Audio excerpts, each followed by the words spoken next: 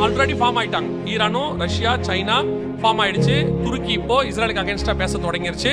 So இது ஒரு team. இப்போ இஸ்ரேல் இவங்களுக்கு அகேன்ஸ்டா அமெரிக்கா இவங்கள ஒரு டீம் வருவாங்க. இப்போ இந்த சண்டை ஆரம்பிச்சிருச்சு. அடுத்த லெவலுக்கு போகும்போது ரெண்டு முக்கியமான சம்பவங்களை நீங்கள் காண்பீர்கள். அதேதான் நீங்க அடுத்து நடக்க போற விஷயம்.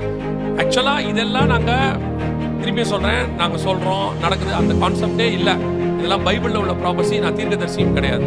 இது பைபிள்ல உள்ளது நடக்கும்போது 2008ல இருந்து சொல்றோம் எருசலேம் தலைநகரா மாறும்னு. ஏன்னா பைபிள்ல தலைநகரா மாறும்னு இருக்கு. 2008ல சொல்றோம். கரெக்டா 2028ல 2018ல ஆச்சு. கர்த்தர் சொன்னபடியே, வசனம் சொன்னபடி. அதே மாதிரி தான் இப்பவும் சொல்றோம். இப்ப நடக்க போற ரெண்டு முக்கியமான விஷயத்தை புரிஞ்சு கொள்ளுங்க.